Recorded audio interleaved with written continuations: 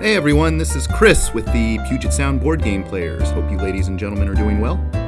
So, Star Wars Rebellion is out, and it is awesome.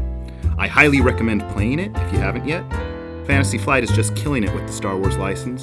Personally, I'm more of a Star Trek guy, so I'm excited more about Star Trek Frontiers, which, if you haven't heard of it, it takes the Mage Knight board game and utilizes it in a Star Trek universe. So be on the lookout from that one. From WizKids. I think it has a release date in May. I want to thank all of you for your support. We'll do our best to continue to put out content, but please understand that this is entirely a labor of love. As per usual, please rate us on iTunes and subscribe on the podcast pal of your choice. Also, email us about whatever you want.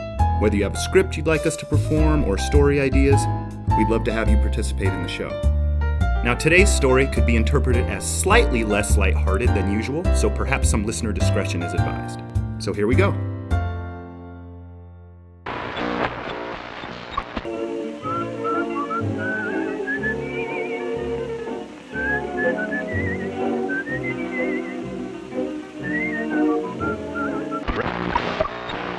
Around the hills, and defenses are all going.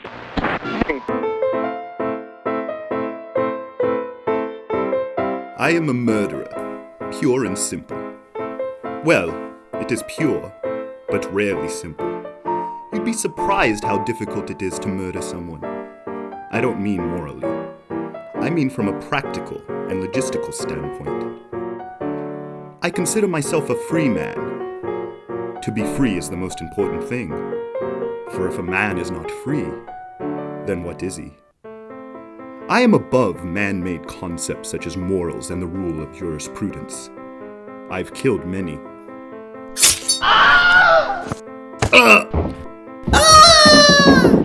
With each one, I feel the adrenaline pump through my veins, releasing endorphins that manifests a feeling so desirable that everything else in the universe seems prosaic.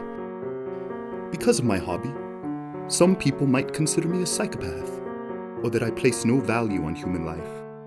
But that's simply not true. Everyone has value. I value people at whatever they have in their pockets. I'm talking about strangers. Strange travelers travel light in all ways except the ways of liquidity. Financial liquidity. You see, I own a modest inn outside a quaint but well-traveled hamlet in France. I'm respected in the community. I never take the life of a local. Too messy. Strangers. Bounders. People who will not be missed. And if they are missed, their friends and loved ones would never know where to even start looking. They certainly would not start in the garden south of my bloody inn.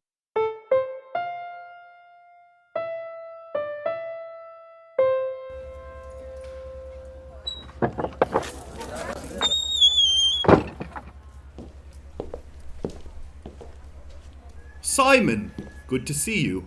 How's the family? Simon is my grocer. Nice enough young man, but about as intelligent as a cane toad, and even less perceptive. Good day, be needing the usual, sir? Indeed I will. It's that time of year again. Opening up shop, eh? My inn, yes. I'll have the porter bring it over to you later. In the evening, if that is alright with you. That would be fine. Thank you, Simon. Too bad I can't murder him.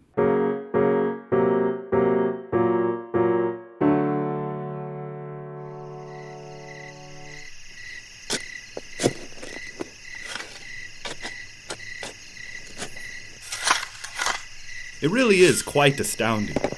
10 years. In 10 years, no one has seen me disposing of humans in my garden.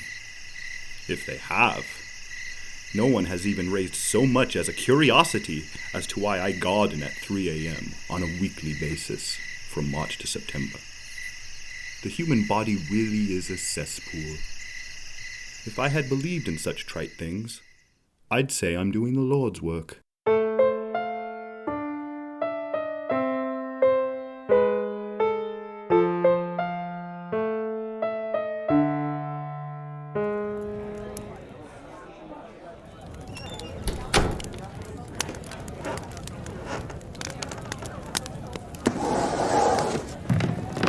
Good to see your business continues to run smooth.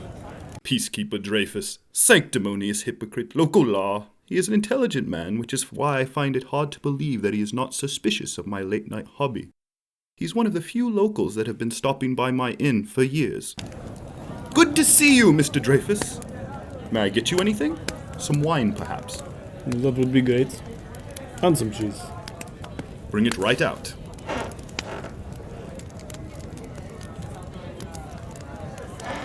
This is very prosperous. I've been fortunate. You might find it interesting that a stranger has wandered into our town. A soldier? Why would I find that interesting? Never been much of a fan of the military. Well, he's a traveler. And travelers are in the lifeblood of your business, are they not? Yes. That's all I meant. Well, forgive me. Of course, duty calls. Have a pleasant evening, Mr. Dreyfus. I will, indeed. Is he on to me? No. Couldn't be.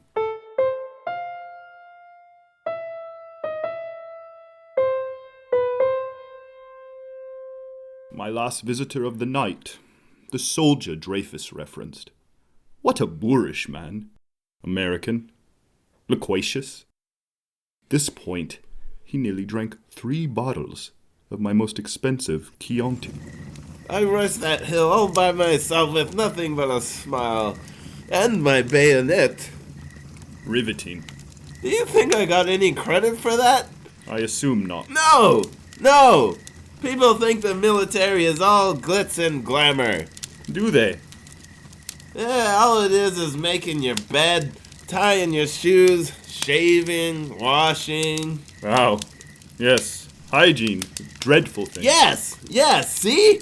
You get it. At least someone gets it. You about ready to call it a night, sir? It is rather late. Not yet. I've only had 1 Chianti. Very good, sir. So I told my sergeant that if it weren't required, then he went on and on about some safety issues.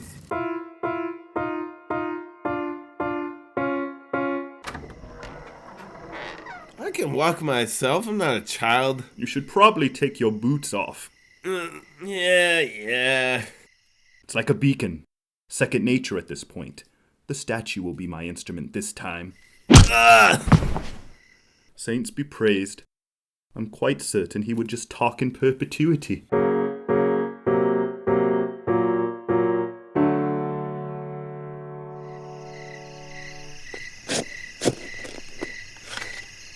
One would think, being a military man, he would be on the lighter side. Americans. No matter the occupational path, I always need to dig wider holes.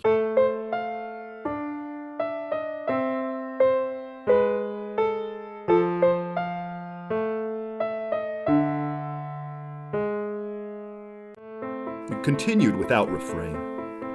Another spring and summer of prosperity. Sweet, lovely death. No, please, no!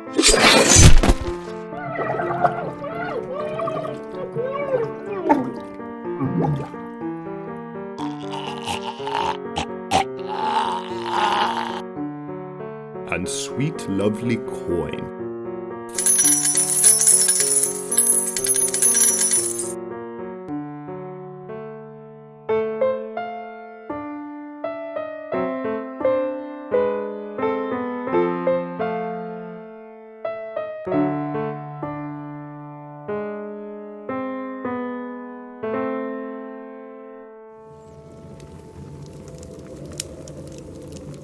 In the dead of winter, I received an unexpected guest. We're closed till spring!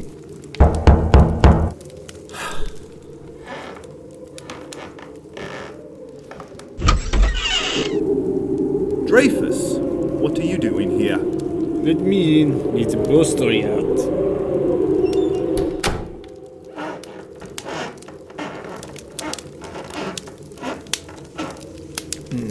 Much better. Did you know that of all the fireplaces I have seen in the municipality, yours is the finest? Not even Prefect Durand has this nice of a fireplace. Durand? What does... Again, very prosperous. In the interest of saving time, Dreyfus, he knows. He knows everything. This what do you hope to accomplish with that poker? I hope to stir up the fire. By all means, then. I can just kill him. The lake this time of year would be the perfect place to dispose of him. Now, I have to find out who else knows first. Where was I? Prefect Durand. Ah, yes. Prefect Durand. Get to the point, Dreyfus. The prefect has been aware of your extracurricular activities for some time. I had no idea that someone with such pedigree had an interest in my humble establishment, such as... I'm not talking about your establishment, and you and I both know that you are anything but humble. my garden. Yes, your garden. Why now? Your activities have been known for quite some time. However, your humble establishment is quite a stream of revenue for our town. I'm not only talking about your taxes and tithes, but also the visitors you attract as well. They are all open up their coffers. How long have you known? Now, does that really matter? You should relish this opportunity. You're about to become a country official. Serve your prefect and King Louis Philippe himself. And how am I going to do that? Well, we are going to turn a blind eye to your activities. As we have been, How generous. we think so as well. And in return for our charity, you will only pay a slight increase in your taxes. Increase? Tax increase? Negligible. 50%? 50%? 50%. But that will ruin me. Quite possibly. Now, where's your wine? No! It can't be. I would enjoy killing Dreyfus. But what would be the point? I was no longer a free man.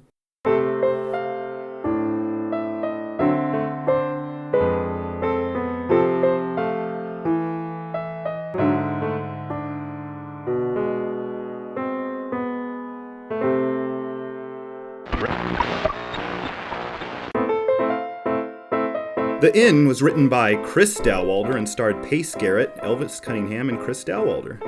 The Inn was based on the board game, The Bloody Inn, by Pearl Games. Julianne Alexander does our artwork. Please visit our website at boardgameplayers.com or email us at thepugitsoundboardgameplayers@gmail.com. Thank you for listening.